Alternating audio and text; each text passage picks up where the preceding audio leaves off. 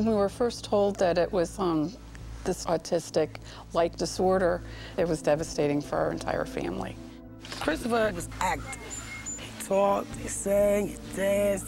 Last year, the whole house just went up in flames and nobody was able to go up there and get him. And he got burnt real bad.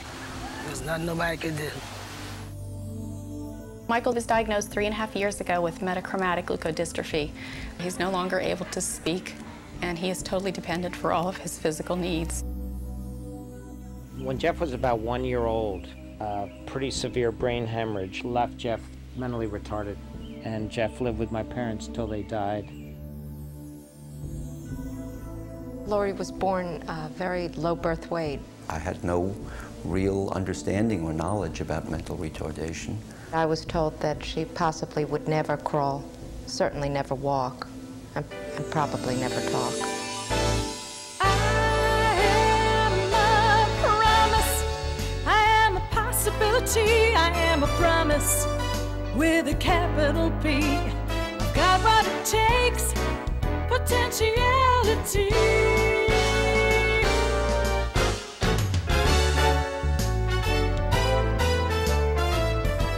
Melmark, providing people with promise and possibilities. A parent's love and tender care were the beginning of Melmark, prepared as a safe and nurturing home for their daughter and other friends to grow and maximize life's joys and choices. This spark of love for Melissa that ignited in the hearts of Paul and Mildred Crintle built the foundation of caring excellence that has taken the programs of Melmark above and beyond. This heritage is moving Melmark into the future. Welcome to Melmark, where joy, hope, and promise really can be felt everywhere you go. In this loving environment, we prepare individuals with autism, traumatic brain injury, neurological impairments, mental retardation, and challenging behaviors for a wide range of life choices. Melmark's approved private schools and adult services offer both day and boarding options.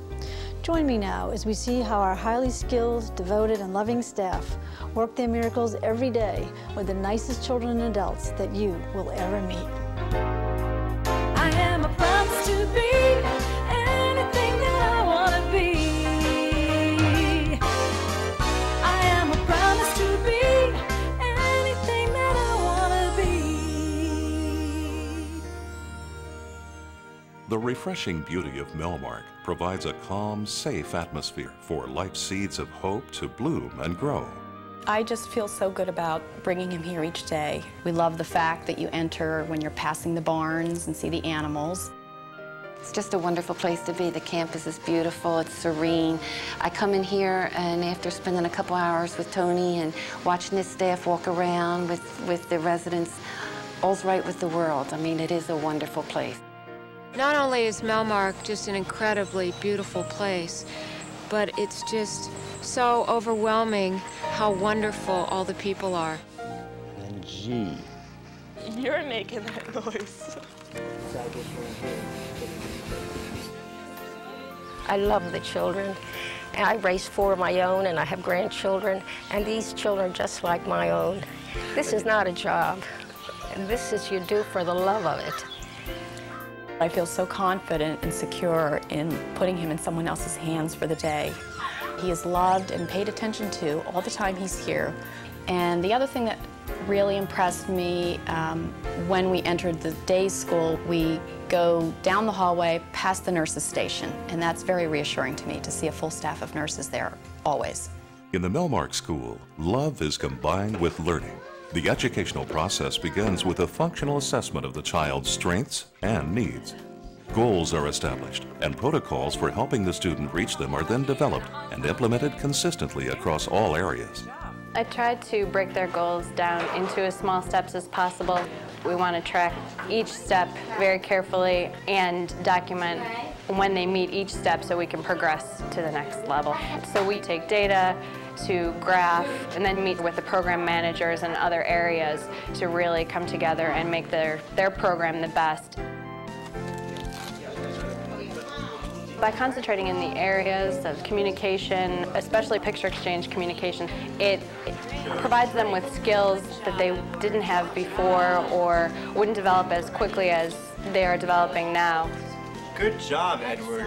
You chose pretzel. Good job. We look at each child and try to determine what their potential is in the area of communication and help them develop their best mode of communication. Gate. Good. Get. Good. Great. Good. Try this. I'm glad. To him. The potential for independence is greatly enhanced by innovative technology. Bianca is diagnosed with cerebral palsy and mild mental retardation. She's very interested in engaging in the environment, however, her body limits her. So we use assistive technology and occupational therapy to address her needs. Bianca has high cognition, is a very enthusiastic student, and she's able to use her chin and her head to access the joystick, which will turn the plate or activate the spoon to lift up to her mouth. When she first came, she was dependent on staff to spoon feed her, and now, as you see, we just have to set up her food, and she's able to eat independently and enjoy lunch with her peers. I think the ramifications of that is that she's going to have an increase in confidence through other activities that she performs.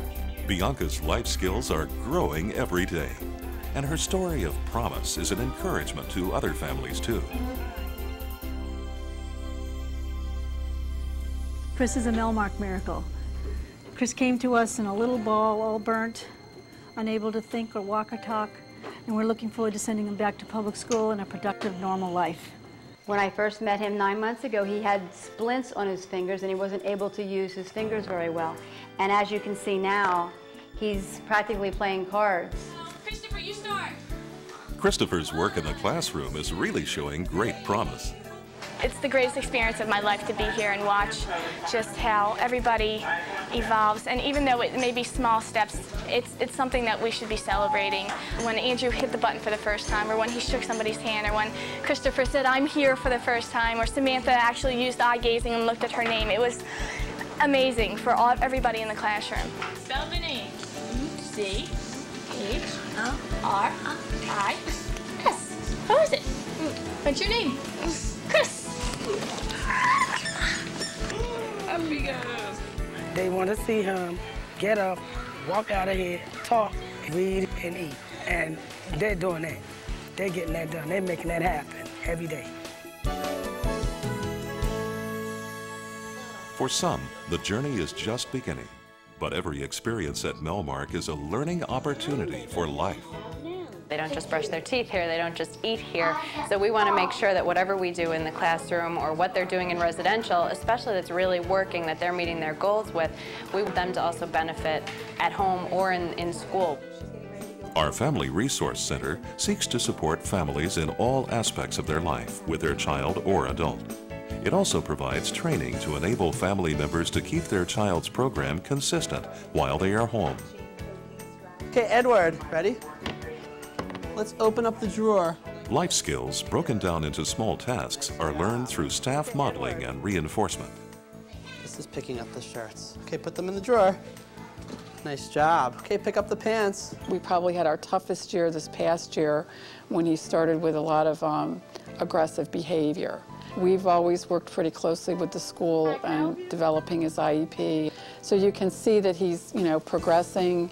He's doing things independently. He's, if you give him verbal commands, he's following things through.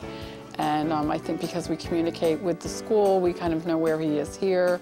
We write back and let them know what he's doing at home. But I'd have to say Melmark every step of the way has really been very supportive. Little steps every day. In class, at work, at home, or at play. Give reason for hope and promise. Well, it's extremely heartwarming to see the residents move forward and go on by having the type of staff that are needed. We have a strong president, and our board's comprised of approximately 50% parents. Any parent is welcome 7 days of the week, 24 hours a day, to come visit and see the love and the care here at Melmark. We visited many homes, and Melmark was by far the most impressive. Maureen is, of course, severely retarded. At most, she would live 2 or 3 years, according to the physicians. Maureen responds to lights and music, and the multi-sensory room here stimulates her enormously. Maureen is now 23 years old, and we had never expected that. And I think she is living because of the wonderful care that Melmark provides. And for a father to see their retarded daughter responding so well is just indescribable. I don't think there's any other place like Melmark. I love this campus. Rhonda's happy here. There's so many things going on. They go to the movies on weekends. They go out to eat quite often, which is a great social activity for her. She plays basketball on Friday night, and she loves it over here.